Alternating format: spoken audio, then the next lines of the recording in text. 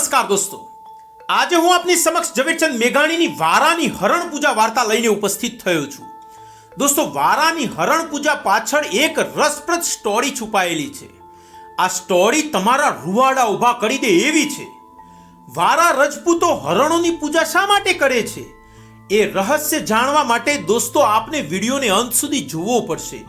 તો ચાલો દોસ્તો ઝવેરચંદ મેઘાણીના શબ્દોમાં વાર્તાનું રસપાન કરીએ.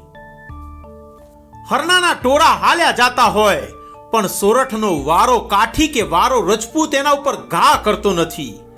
વારાની સીમોમાં એ સુવારા પશુ નિર્ભયપણે ચારો કરે છે. એનો શિકાર કરવા આવનારને સાચો વારો રજપૂત પ્રાણ સાટે પણ ગોળી છોડવા દેતો નથી. વારો હરણાને પૂજે છે. જૂના કાળમાં હરણાએ એના વંશ સાટુ જીવ દીધા હતા. વાત એમ બોલાતી આવે છે કે પાતશાહની કચેરીમાં કોઈ ચાડીલો ચારણ હોડ વધી બેઠો.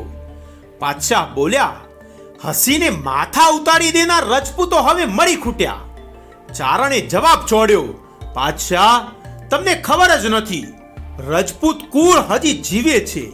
એવા પડ્યા છે કે એક સામટા 7 દીકરાના શિર વધેરી લ્યો તોય હસતા હસતા સાતેના મોત ઓર ઘોર કરે અને સાતેની આંખો પગ હેઠળ ચાંપે. આંખમાંથી એક આંસુય ન દડવા દે. ચારણનો ગર્ભ પાતશાહથી ખમાયો નહીં. કચેરીના લોકો પણ આ બોલને વણ તોડ્યા સમજીને દાંત કાઢવા લાગ્યા.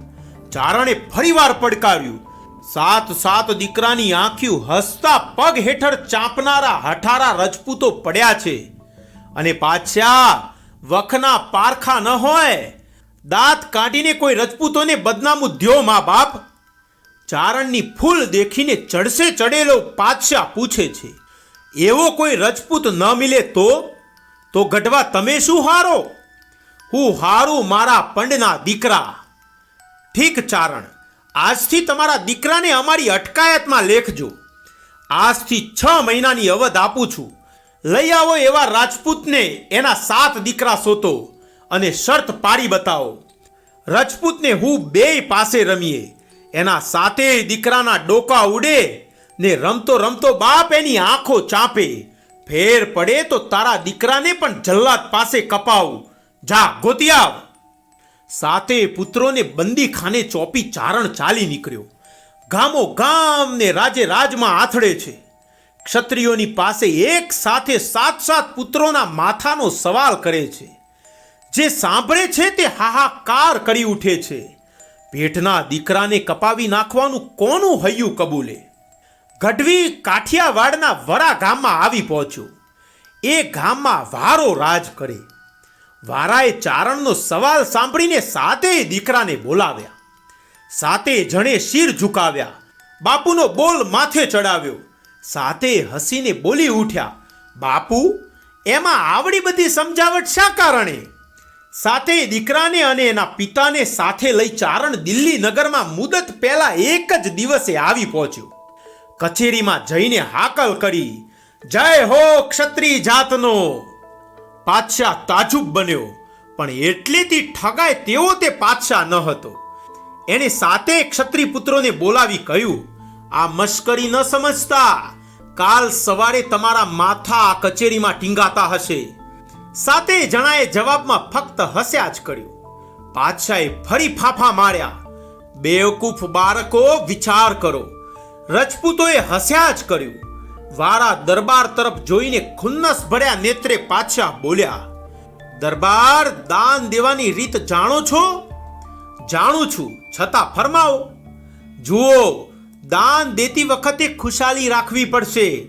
દાતાનો એ ધર્મ છે કે કચવાતે દિલે દાન ન દેવાય, કેમ કે એ મંજૂર ન થાય. ક્ષત્રિયને એમાં કાંઈ નવું નથી.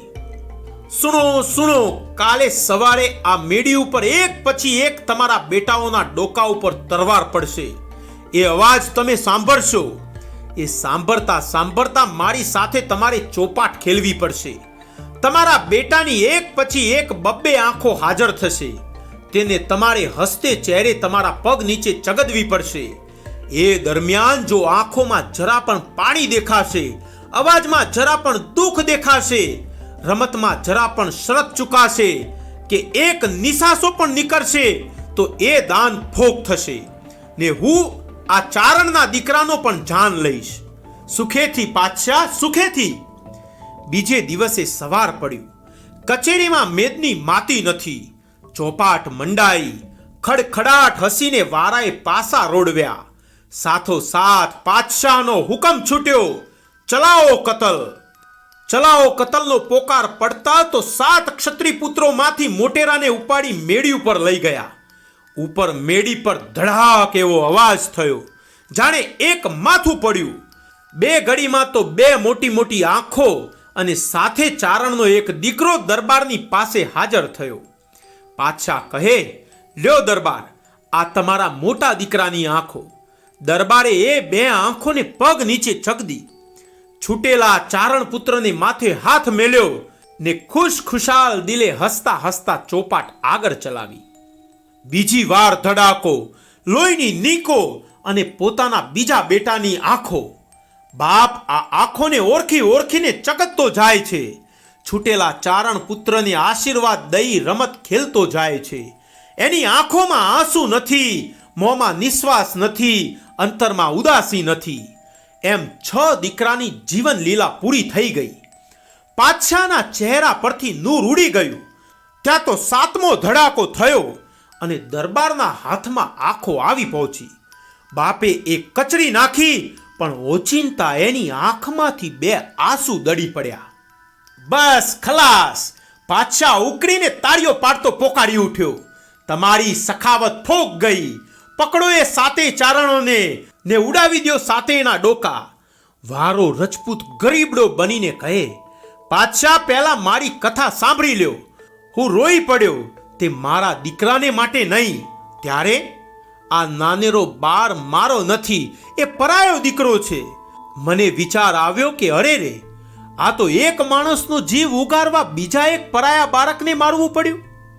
મારે એક વધુ દીકરો હોત તો પારકા પેટની હત્યા ન થાત. એવા ખેદથી જ મારાથી રોઈ જવાયું.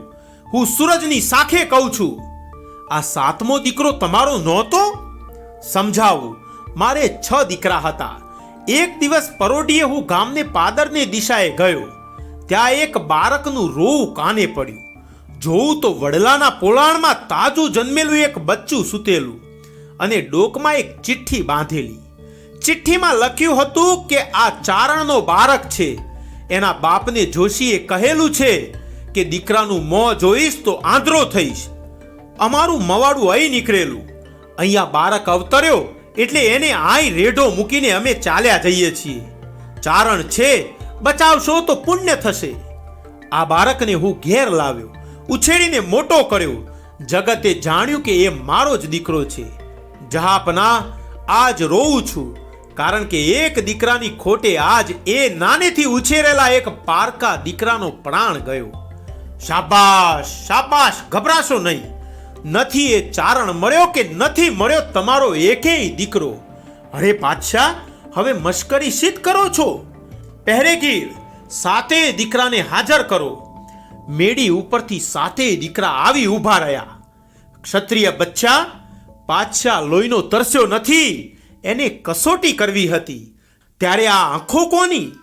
મારા દીકરાને બદલે કોણ મળ્યું? 7 હરણા. આજથી એ પરગજુ હરણા મારે ને મારા તમામ વંશજોને પૂજવાના પ્રાણીઓ બન્યા. કચેરીમાં પાતશાહે પિતા પુત્રોને ઊંચો સરપાવ બક્ષ્યા. તેની બેસુમાર તારીફ કરી અને પાછા કાઠિયાવાડ વરાવ્યા. દોસ્તો, છે ને હૃદયસ્પર્શી વાર્તા. દોસ્તો, જો વિડીયો આપને પસંદ આવ્યો હોય તો પ્લીઝ વિડીયોને લાઈક કરજો અને તમારા દોસ્તો સુધી એને શેર કરજો. અને હા દોસ્તો, ચેનલને સબસ્ક્રાઇબ કરવાનું ચૂકતા નહીં. દોસ્તો, ફરી મળીશું આવી જ એક નવી વાર્તા સાથે. ત્યાં સુધી રજા આપો. ધન્યવાદ.